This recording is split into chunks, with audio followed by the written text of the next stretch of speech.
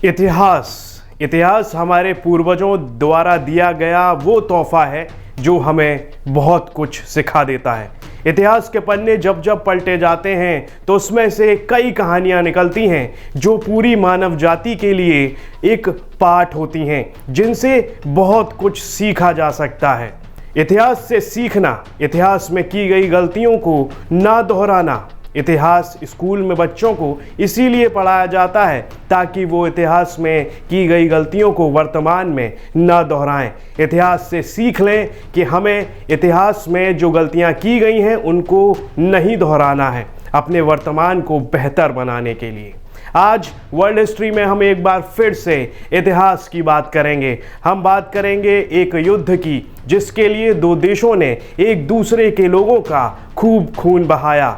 हम बात कर रहे हैं आर्मेनिया अजरबैजान के बीच हुए युद्ध की, जिस युद्ध में कई लोगों की जान गई, कई बेकसूरों ने अपने घर खोए, कई लोगों ने अपनों को खोया और उन्हें मिला क्या? कुछ भी नहीं, गम के सिवाय कुछ भी नहीं। आज वर्ल्ड हिस्ट्री में हम देखेंगे आर्मेनिया और अजरबैजान के बीच लंबे समय से चले आ रहे युद्ध की कहानी। आर्मेनिया और अजरबैजान का जो हालिया युद्ध हुआ था उसमें जीत किसकी हुई ये जानना ज़रूरी नहीं है, लेकिन ये जानना बेहद ज़रूरी है कि इस युद्ध की शुरुआत कहाँ से हुई, ये युद्ध हुआ क्यों और ये युद्ध कैसे हुआ। किन देशों ने आर्मेनिया का साथ दिया, किन देशों ने अजरबैजान का साथ दिया, अमेरिका किसके साथ था, तुर्की किसके साथ था, भारत का क्या रोल था, जानते हैं आगे की कहानी में। आर्मेनिया और अजरबैजान के सैनिक एक दूसरे के खून के प्यासे आज से नहीं कई दशकों से एक दूसरे के खून के प्यासे हैं। दोनों देश सब कुछ ताक पर रखने को तैयार हैं। ये सब न रूस को पसंद आया कभी और न ही अमेरिका को। दुनिया के कई बड़े देश दोनों से युद्ध खत्म करने की अपील करने लगे, लेकिन न आर्मेनिया झुकने को तैयार था और न ही अजरबैजान। पूर्व सोवियत संघ का हिस्सा रह चुके आर्मेनिया और अजरबैजान में जंग कभी भी भड़क उठती है। इसका अंदाज़ा इस बात से लगाया जा सकता है कि हाल ही में हुए युद्ध के दौरान रशिया की मध्यस्थता के करीब 10 घंटे तक चली बैठक भी बेनतीजा रही और कुछ ही समय बाद दोनों देशों ने एक दूसरे के ऊपर बम बरसाने शुरू कर दिए। नागोर्नो काराबाख इलाके को लेकर आर्मेनिया और अजरबैजान के बीच जंग लगातार जारी रही। तुर्की ने जब से अजरबैजान के समर्थन की बात कही थी तब से दुनिया भर में तुर्की की भी आलोचना हुई। ये जंग खतरनाक मोड़ पर पहुंच गई थी। रिहायशी इलाकों पर हमले किए गए, तस्वीरें और वीडियो जारी कर बड़े बड़े दावे किए गए, आरोप लगाए गए, कई मासूमों की जानें गईं। आर्मेनिया ने तुर्की पर आर्मेनियाई वॉरप्लेन गिराने का आरोप लगाया, लेकिन अजरबैजान और तुर्की दोनों ने इस आरोप को भी झूठा बताया। ईसाई बहुल आर्मेनिया और मुस्लिम बहुल अजरबैजान की लड़ाई ने बड़े बड़े अंतर्राष्ट्रीय समीकरणों को बदल कर रख दिया। नागोर्नो काराबाख के लिए हो रहे इस युद्ध से तुर्की और इजराइल एक खेमे में आ गए और मिलकर तबाही मचा दी। तुर्की खुलकर अजरबैजान के साथ था तो इजराइल के हथियार और ड्रोन्स युद्ध के मैदान में आर्मेनिया के लिए घातक साबित हुए। नागोर्नो काराबाख इलाके पर अपना कब्जा अजरबैजान और आर्मेनिया दोनों ही चाहते थे, लेकिन आर्मेनिया और उसका खेमा बदलते समीकरणों के चलते बैकफुट पर आ गया। इस युद्ध में शायद इजराइल ही वो अहम कड़ी थी जिसने रूस, अमेरिका और फ्रांस जैसी बड़ी ताकतों को भी आर्मेनिया के लिए खुलकर आगे आने से रोके रखा।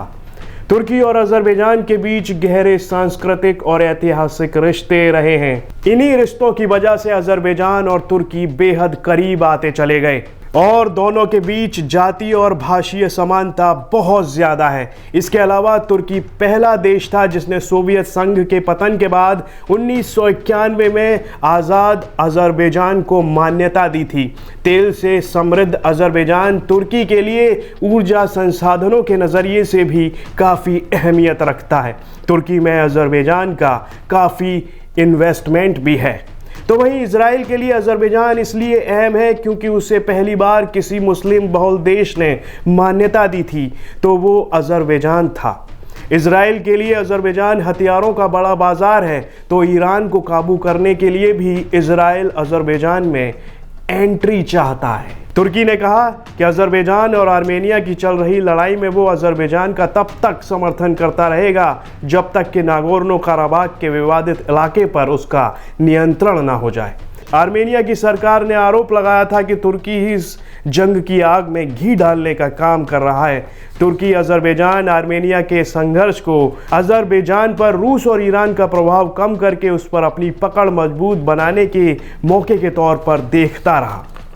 वहीं अज़रबैजान और इजराइल के भी पुराने रिश्ते रहे हैं। अज़रबैजान में सोवियत संघ के बाद से मची उथल पुथल के बीच इजराइल हमेशा उसके साथ रहा और दोनों देशों के बीच कूटनीतिक से लेकर व्यापारिक संबंध भी रहे।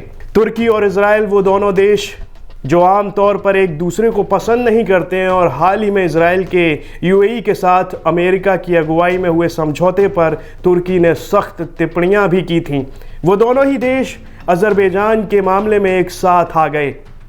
कुछ साल पहले इजराइल के प्रधानमंत्री बेंजामिन नेतन्याहू कजाकिस्तान जाते हुए बाकू में 7 घंटे तक रुके थे और इस समय अज़रबैजान की सरकार की ओर से पहली बार बताया गया था कि अज़रबैजान ने इजराइल से $5 बिलियन से ज़्यादा के हथियार खरीदे। अब तक अज़रबैजान इजराइल से $7 बिलियन के हथियार खरीद चुका था। इजराइल के सबसे घातक और एडवांस ड्रोन आज की तारीख में अज़रबैजान के पास है और यही सब कुछ युद्ध में आर्मेनिया पर भारी पड़ गया। इजराइल की तरफ से कहा गया कि अगर आर्मेनिया अज़रबैजान के पास मौजूद इजरायली ड्रोन से डर गया तो उसे नागोर्नो काराबाख इलाके से कब्जा छोड़ देना चाहिए। तुर्की और इजराइल दोनों का साथ मिलने से अज़रबैजान का इस युद्ध में पलड़ा भारी रहा और आर्मेनिया पर अज़रबैजान भारी पड़ गया।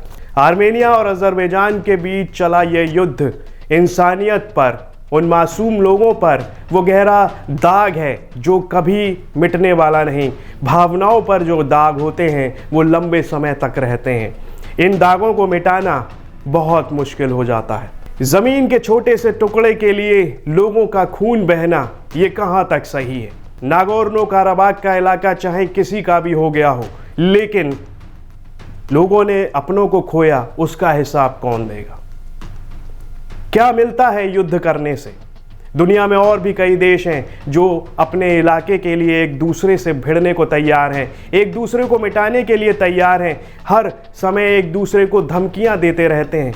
ये कहाँ तक सही है?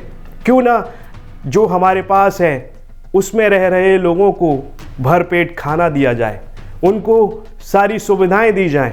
इस बारे में हम कब सोचेंगे? कब तक हम छोटे छोटे इलाकों के लिए इस तरह के देश एक दूसरे से लड़ते रहेंगे? ये वीडियो आपको कैसा लगा? लाइक और कमेंट कर हमें ज़रूर बताएं। अपने दोस्तों के साथ शेयर करना ना भूलें।